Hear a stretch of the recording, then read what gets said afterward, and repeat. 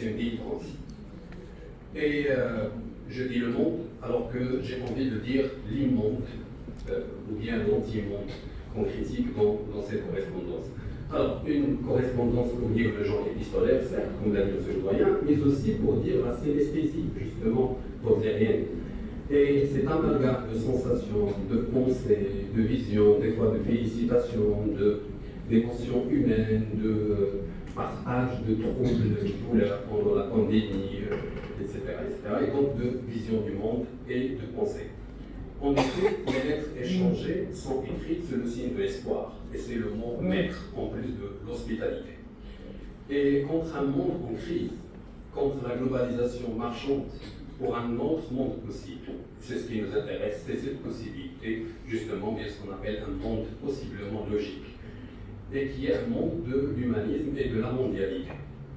Bien sûr, c'est le concept c'est vrai, de la mondialité d'Edouard Glissant, mais aussi de tout le monde, le fameux traité dans lequel Edouard Glissant prend justement ce concept tout le monde pour s'opposer à la mondialisation, à la globalisation. Donc ce livre est un appel à la force de vivre, une réinvention de l'homme, un investissement dans l'humain, une invitation à s'engager dans cette troisième voie, à savoir la voie des humanismes, comme si c'était une manière de reconnaître que les fictions de George Orwell, 1984 par exemple, étaient véridiques, et que les anticipations, le roman d'anticipation d'Aldous Huxley, Le meilleur des mondes, étaient également authentiques et réalistes. Là, on a imaginé qu'il y a une société régie par la technoscience, répartie en oméga, en bêta, etc. Bien sûr, vous connaissez le roman et son ambiance, à la fois d'anticipation et ce qu'on a considéré comme une vision apocalyptique du monde. Ce n'est pas le cas, c'est véridique. Donc nous avons besoin d'un monde qui puise dans la relation, et là c'est un autre mot, maître dans le livre, c'est la relation avec R majuscule, et qui brille au sud.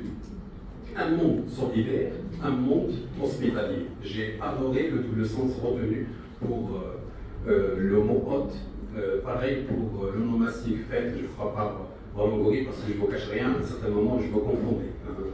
Je suis revenu au début de la lettre pour lire ce que j'ai cher Janine, cher Ronan, pour reconnaître l'auteur de la lettre. Justement, l'onomastique de Winnicott, c'était incroyable, lié à son objet transitionnel, etc. Donc c'est un livre sur l'hospitalité, très bien relevé par le préfacier, et l'hospitalité tributaire à la fois de l'égalité et de la réciprocité. Donc c'est un rapport, pour reprendre l'expression de Hegel, de reconnaissance mutuelle. Et cet après-monde, bien ce que j'ai appelé dans mon papier l'après-monde, est désormais humain, qui doit normalement se défaire de tout rapport de domination, de tout rapport de hiérarchie, d'inégalité, etc. Donc il faut de l'espoir. Mais un espoir, comme vous le constatez dans la certitude viendra du Sud, donc avec certitude et conviction. Donc il nous faut une terre jumelle, et là je reprends la formule de Putnam, la terre jumelle, bien ce monde que nous imaginons, qui est un monde parallèle, utopique mais possible. Donc l'enjeu du livre. Ce livre est le fruit d'une rencontre. Moi je dirais que ce livre est une rencontre